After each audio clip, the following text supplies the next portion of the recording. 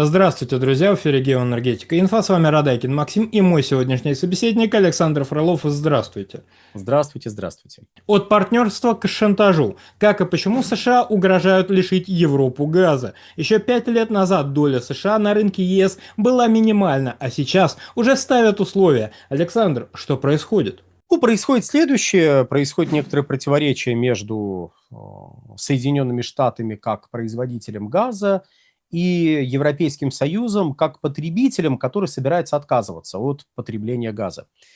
Об отказе чуть позже, а пока что же там такое прозвучало? Ну, давайте.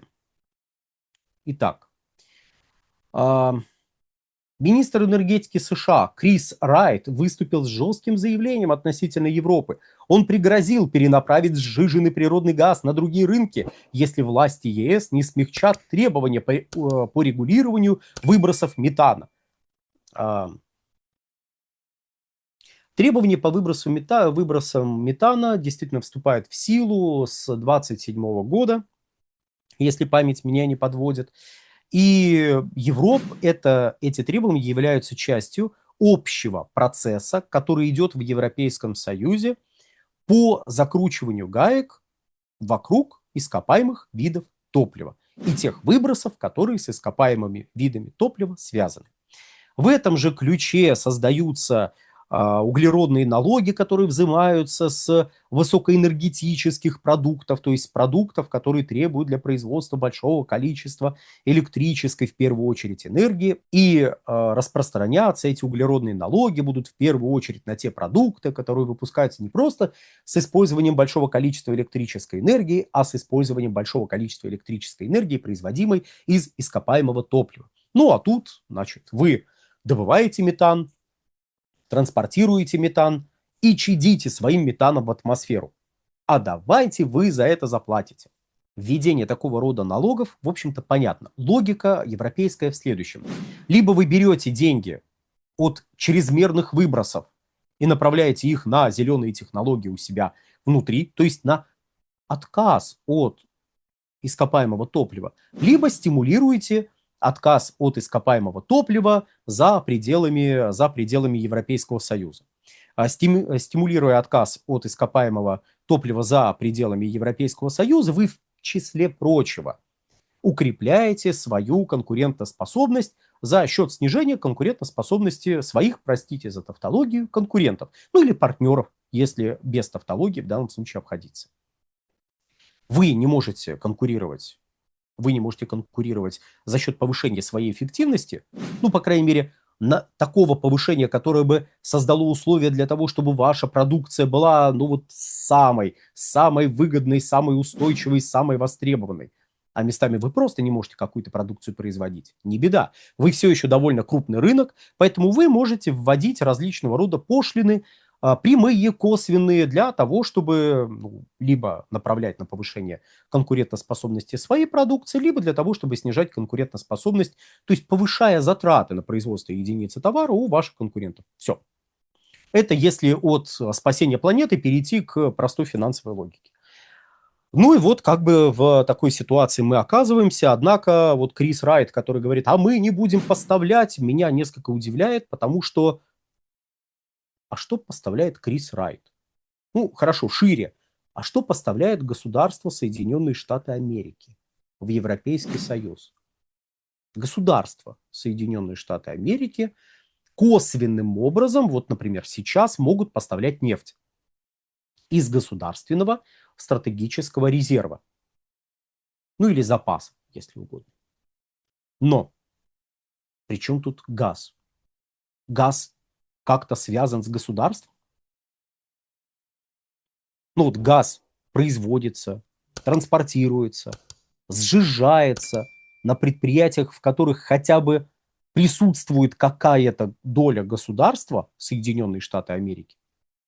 Нет, доля государства там отсутствует. Могут ли Соединенные Штаты ввести какие-то ограничения на экспорт? Ну, чисто теоретически, да, наверное, могут. Такого рода запреты были, но, правда, запреты до этого были более тотальные, то есть Ну, к примеру, до 16 года, примерно до 16 года, сделаю оговорку, потому что может быть до 15-го, но вот, если правильно помню, до 16 года в Соединенных Штатах Америки действовал запрет на экспорт нефти. Потом запрет был снят. Можно ли вернуть этот запрет? Ну, либо вернуть его в частичном виде. Можно. Ну, чисто теоретически, почему нет? Можно предположить какое-то стечение обстоятельств, при котором такого рода запрет будет введен. Могут ли Соединенные Штаты ввести запрет на экспорт газа? Тотальный, ну, как бы вряд ли, но чисто юридически при определенных условиях, да, наверное, могут. Там наверняка есть какие-то препоны на пути введения такого ограничения, которые касаются, ну, свободы штатов и законодательства штатов. Можно будет оспорить это решение, но чисто теоретически мы можем предположить, что такого рода запрет будет введен. Раскрыта страшная тайна. Тюменская техника Кейс-Гуру производится в Китае, где сосредоточены передовые производства около 90% мировой электроники. Почему тогда мы читаем на коробках техники Кейс-Гуру «Создано в Тюмени»? Потому что в Тюмени мозги, идеи и тесты устройств. Именно в Тюмени инженеры продумывают сочетание характеристик для устройств Кейс-Гуру, экспериментируют с материалами для пылесосов и наушников. Глава компании Кейс-Гуру Вадим Боков лично контролирует каждый этап разработки. Тюмень – это про инженерию, гарантию и ответственность. Китай – это производство и масштабирование. Яркий пример подхода – линейка наушников Кейс-Гуру CG Pods. Они опережают дорогие аналоги по функциям, но дешевле в 5 раз. Каждая модель претендует на мировой рекорд по характеристикам. Тюменская новинка – наушники Клипсы. Кейс-Гуру Клип с анатомически удобным креплением. Рекорд безопасности для слуха. У наушников Кейс Guru Clip есть и шумоподавление в микрофоне. Алгоритмы выделяют голос среди внешнего шума. Кристальная слышимость даже в метро или аэропорту. Мировой рекорд неубиваемости у Case Guru X. Стойкие наушники с прочным кейсом из авиационного алюминия. Выдерживают до 220 кг нагрузки. Еще одна модель Case Guru Sport. Универсальные наушники для любых ушей. Подходят для 98 различных типов ушей благодаря своему креплению. Купить легендарные тюменские наушники-рекордсмены можно по QR-коду на экране или по ссылке в описании. Забирайте наш промокод GEO26 на скидку до 1000 рублей. Установите приложение Case Guru и получайте больше скидок и бонусов. Сразу после установки целых 500 бонусов уже на счету. У меня только один вопрос. Зачем? Поставками американского газа за очень до сих пор редким исключением занимаются вообще не американские компании. В том числе поставками американского газа в Европейский Союз. То есть, если компания Total берет газ на заводе в Соединенных Штатах, кстати, может быть, завод даже частично Total принадлежит, но это один завод, и общей картины он не меняет. Так вот, берет этот газ, имеет ли право компания Total дальше распоряжаться своим газом так, как она хочет? Ну, если в принципе не запрещен экспорт. Да, она имеет такое право. То есть можно опять же предположить, что по новым контрактам каким-то образом вот эти нововведения Европейского Союза окажут воздействие на общую экономику поставок американского газа. Но тут мы опять упираемся в вопрос: и чего? Ну, как бы, и чего? Ну, если компания Total меньше заработает, то это разве проблема государства Соединенные Штаты Америки? Государство получает деньги с добываемого газа, с косвенным образом получает деньги, ну, кстати, и прямым тоже там налоги все-таки присутствуют, с газа, который торгуется внутри страны косвенным образом, ну, в том числе через там электрическую энергию, через обеспечение энергоснабжения, собственно, экономики Соединенных Штатов. То есть в самом широком смысле получает различного рода выгоды. Но от того, что Европейский Союз введет какие-то ограничения, которые, ну, в общем-то, коснуться Total, Shell, BP, там, целого набора азиатских компаний, которые могут повести, и европейских, кстати, тоже, за исключением ранее указанных, которые хотят поставлять газ в Европейский Союз, то позвольте, а зачем вводить какие-то ограничения? Если же эти ограничения будут бить по экономике поставок, ну, можно просто предположить, что эти поставки прекратят сами поставщики. То есть команда господина Райта для этого будет не нужна. Компания Total видит, что, ну, извините, я не зарабатываю денег при поставке с этими новыми нормами, при поставке газа в Европейский Союз. Или зарабатываю, но недостаточно. Ну, компания Total просто прекратит поставки в Европейский Союз и будет поставлять куда-нибудь еще. Ну, за исключением ситуации, когда вот эти поставки, они идут на пользу, там, включается в какой-то технологический процесс, который принадлежит самой компании Total. Тогда, ладно, можно будет смириться с тем, что вы поставляете в ноль или в минус даже. Но это какой-то, знаете, очень надуманный сценарий, и скорее мы можем предположить, что компания Total скажет: ребят, ну это несерьезно.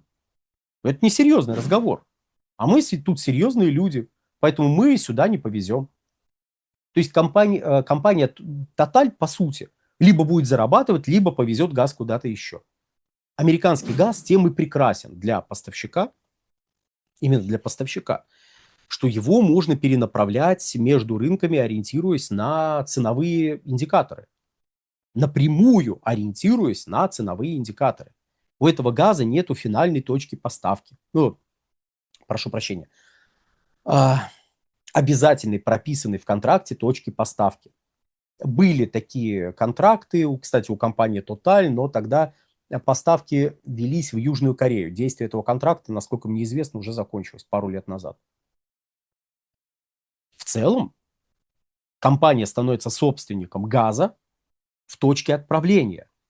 И дальше она может его везти куда угодно. Но зачем везти куда угодно, если можно везти туда, где ты можешь заработать больше денег? И вот ты везешь туда, где предлагают больше денег за твой газ. Если дополнительные издержки возникают, ну, например, ввозная вот это, условно говоря, ввозная пошлина, которой будут облагаться объемы газа, которые вот идут, ну, как-то неправильно, с большим количеством выбросов. Ну, значит, экономика ухудшается, и вы, посчитав прибыль от поставок в Европу и, скажем, от поставок в Азию, можете выбрать поставки в Азию или поставки в Европу, если это не столь сильно бьет по экономике, как вот сейчас вот рассказывает господин Райт. И кроме того, когда у нас делаются какие-то невероятные выводы, еще раз, я знаю, многие коллеги на этом настаивают, но вот я не могу с ними согласиться, когда делаются какие-то невероятные выводы о том, что США пытаются подмять под себя энергетический рынок Европы, у меня возникает вопрос. Чем так прекрасен энергетический рынок Европы, что именно его нужно отвоевывать? Чем он так прекрасен? Александр, большое спасибо за комментарии, друзья. Подписывайтесь на Геоэнергетика Инфо, подписывайтесь на Александра Фролова, ссылки будут в описании и закрепленном комментарии. Там же будут реквизиты для желающих финансово поддержать наш проект, чтобы мы и дальше также бодро вещали на всех площадках без монетизации, исключительно благодаря вашей финансовой поддержке на Sponsor.ru. Спасибо, до новых встреч.